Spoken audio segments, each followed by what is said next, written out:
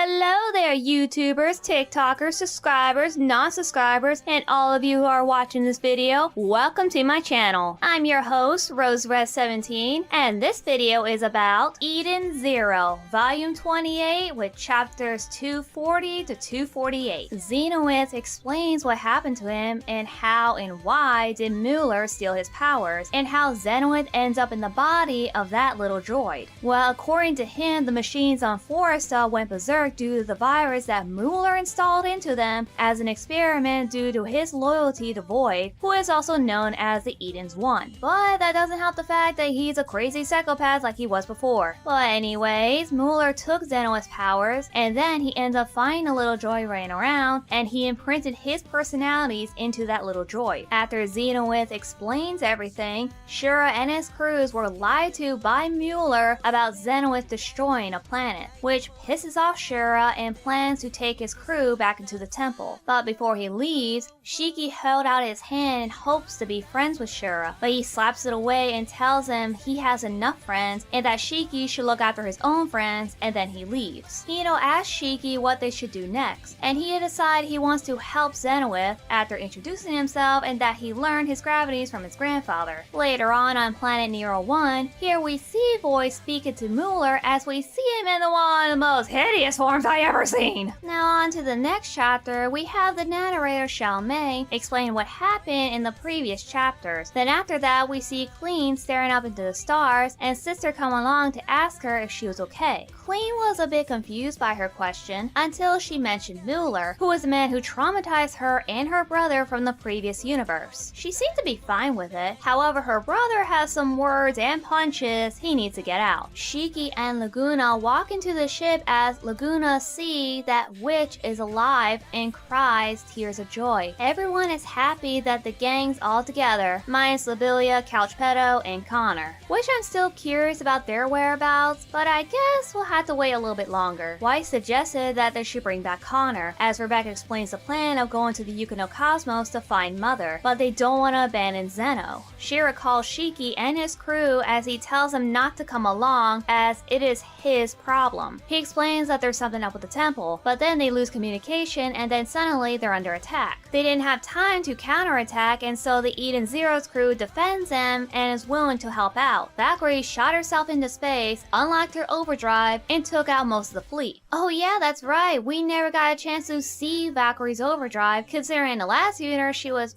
well, dead. Now back at the temple, we see Mueller and 20,000 bombs, which he plans to use to blow up the Empire. Everyone within the temple are panicking because their starships are taken off with no pilots. So Shiki and his crew are dealing with the fleet and Shura plans on joining them. Mueller is in his secret laboratory witnessing everything from his calculation and learning about his schemes from Zeno, but also learns about the description of space and time and discovers that someone has time traveling ether powers. He finds this person, Rebecca, and disguises his voice as Shiki to command her to go to a different location, leading her into a trap. Shiki and Shura are on their way to the location of Mueller's laboratory, while Rebecca lands in the area that she was directed into by Mueller's trick, and then falls into a trap. Shiki and Shura find the laboratory, but that also turned out to be a trap, as Pino detects explosion in the building. The laboratory blows up and Mueller has Rebecca on a table as he discovers that her powers are in her legs and willing to chop them off. Rebecca wakes up and sees the situation that she's in, and sees Mueller standing right in front of her about to do some experiments. Now, I can understand why he wants to steal her powers, but here's the thing. In Universe Zero, she can't use the Cat Leaper, although she does have her speed abilities, which is still useful, but the Cat Leaper is pretty much unavailable. Mueller explains his schemes to her, and then she remembers what Shiki told her about the other universe that has 1 million bombs, and that both her and Shiki had traveled into the future. She also remembers that nightmare where she lost her legs, and she believes that in this universe, she might actually lose them. Like, damn.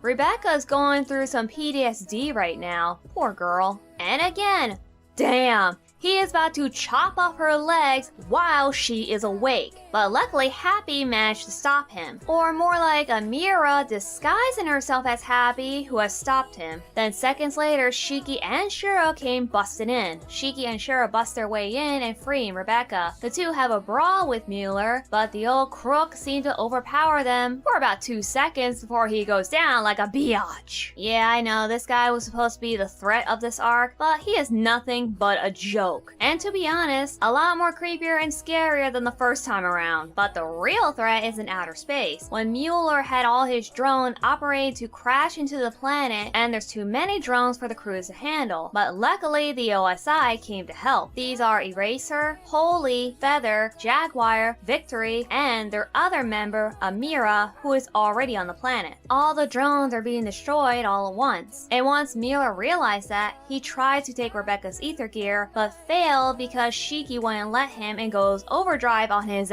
and both Shiki and Shiro finishes him off. 3 days after Mueller's defeat, Shiro invites Shiki and his crew to a party. They even see some familiar faces, and they all seem to get along. Zeno hasn't gained his powers back, but he's not worried since the power hasn't passed on to Shiki. Amira gets wasted, and then she says some things that they are surprised to hear, and that is she knows they remember her from the previous universe. Holy came around and explained that a certain somebody told them, as Eraser told them that they should meet at the Red Cave to discuss how they knew about the previous universe. And speaking of this certain someone, there's only 2 other people that I can think of at this moment who are from the previous universe, which is Lobelia and Couchpedo. It's gotta be one of those 2, unless I'm missing someone. But I guess we'll figure it out once they get to the Red Cave. Shira approaches the stage to announce the Iroh Cosmos Republic, and gives thanks to Shiki and his crew as they are shown on stage, and everyone around them bows, and then Shiki and Shiro has become friends. The crew ended up on planet Red Cave and had a little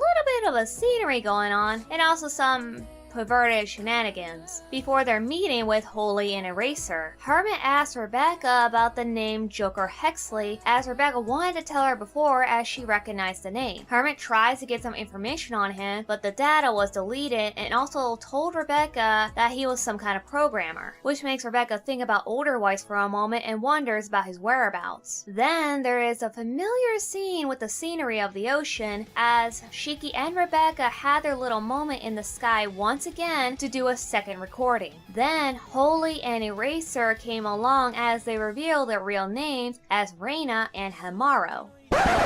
Wait a minute, Reina and Himaro?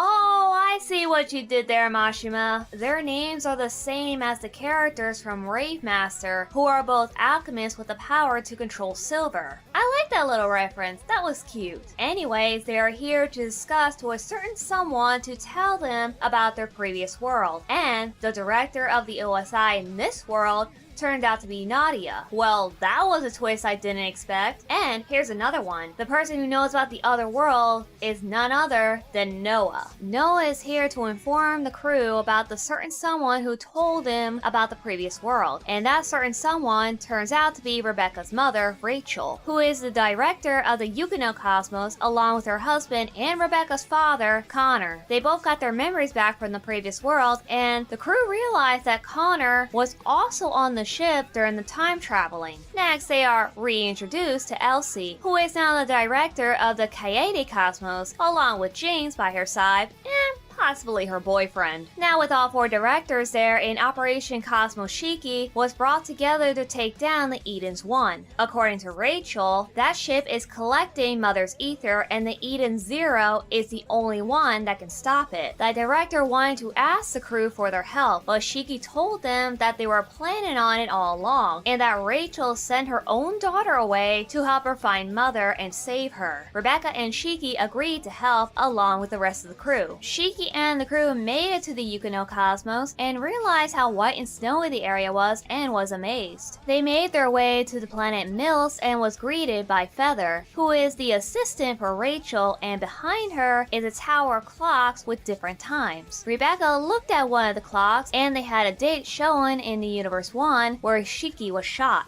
Later on, they made their way to Rebecca's parents as they were thrilled to see her again. Rachel then shows them the door to Mother, or more like a map that leads to her. She claims that the people from her town tried to search for Mother but had no success. Rebecca suggests that the Eden's wand could come straight towards the planet, but Feather advised them that it's almost a possibility because there are 6,999 dummies of the planet, and that it would take them years to find the right one. Rachel asks for the ether object that Shiki has been carrying around for the past 3 years that contained Mother's ether and places it in the device that will help track her down. Rachel told him that it might take some time, and so they should go relax in the hot spring out in the cold. They end up doing that, but surprisingly, the water is actually pretty warm. Rachel also told them that Ziki visited her on the planet, but without the shining stars. But then she said that Pino had a secret of the shining stars that she doesn't know about, and that it was locked away in her data, but she can't access it. But then suddenly, Feather felt a detection of a person, and then she was frozen in time along with everybody else except for Rebecca, as she was the only one still moving with an unfamiliar person floating behind her. So what are my overall thoughts on this volume? I liked it. I thought it was good. And I also figured that